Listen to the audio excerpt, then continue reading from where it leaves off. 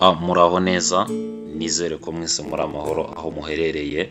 Nk'uko bisanzwe turacyagenda tubagezaho byinshi, nubwo ubu ngubu turi mu isura nshyashya aho tubagezaho updates, news plus sports. Urumva ko hari ibintu byinshi byahindutse kugira ngo ibigendanye n'ibyo tubagezaho agaseke k'ibyo tubagezaho kiyongere. Rero ni kubw'izo mpamvu twaje mu cyo bita DJP Global Hub. Ni mugenda muyisure kuri YouTube, hano twagendaga ducisha ibindi bitandukanye bigendanye n'ama updates ya scholarship. Rero no kuri uyu munsi turacyahari cyane kugira ngo tubagezeho ibyo byose bigendanye n'amakuru atandukanye, kugira ngo dukomeze twagure umurongo wacu mugari. So guys, ndabasaba ngo munyarukire kuri DJP Global Hub kugira ngo mukore subscribe, like, comment plus share kugira ngo abo muzi bose babashe gusangira ibyiza dushobora gusanga ahangaha. Then rero scholarship nayo ntabwo yigeze ahagarara, still biracyakomeje. Uyu munsi tugiye kubagezaho scholarship nshyashya yaje ya East Africa University of Rwanda. Ifite amashami abiri, irya mbere riri Nyagatare ndetse n'irindi riri muri Kigali. Aho ngaho niho ifite amashami, ikaba yatanze scholarship nziza cyane, aho umuntu wese ushaka kwiga waba waracikanwe n'andi scholarship yagiye anyuraho mu minsi yatambutse, kuba iyi scholarship aya mahirwe yatanzwe atagucika. Rero ni amahirwe yigenza kandi amahirwe arashakwa burya. Rero ahangaha ikaba yatanze scholarship nziza cyane, ikaba yatanze scholarship ku bantu bose bifuza kwiga muri kaminuza yabo. Rero hano ikaba ifite amaporogaramu atandukanye, ifite porogaramu cyangwa amafakirite. Irya mbere ni Business Administration, Faculty of Business Administration, aho muzagenda musangamo ibintu byinshi bitandukanye. Aho ngaho birimo gutangamo scholarship. Faculty of Communication and Art, aho ngaho nayo ikaba irimo gutanga scholarship. Rero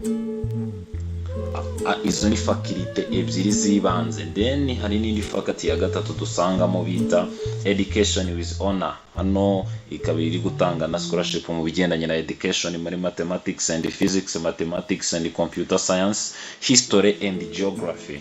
Rero abantu bose bifuza kuba bakwiga muri East Africa University of Rwanda ikaba yabazaniye scholarship nziza kugira ngo umuntu wese wacikanwe n'amahirwe mu kaminuza atandukanye, ukaba warize hege ukaba utarabona aho waba ujya kwiga. Rero iyi East Africa University of Rwanda ikaba yatanze scholarship nziza kugira ngo abanyeshuri bose bacikanwe babashe kubona amahirwe. Rero nta kindi kintu bisaba, ugomba kuba ufite result slip, ugomba kuba ufite ID, ugomba kuba ufite na email ikubaruyeho, ndetse ukaba ufite na photocopy y'indangamuntu. Ibyo byose birakenerwa. Byaba byiza ukaba ufite diplome yawe instead of result slip, naho byaba ari byiza cyane. Then akandi kantu, ugomba kwishyura amafaranga 5,000 ari na refundable ku university.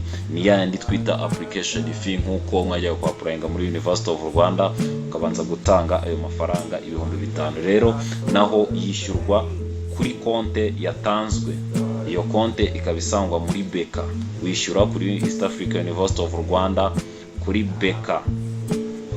Aba agent ntabwo bemewe, ugomba kwishyura amafaranga aho ngaho kugira ngo ibintu birusheho kugenda neza. Then icyo nabasaba ni ukubahiriza ibyo byose bisabwa. Mwamaze kumva faculties irimo gutanga scholarship, bari full funded, ni full funded scholarship. Hano bakaba bafite May intake application.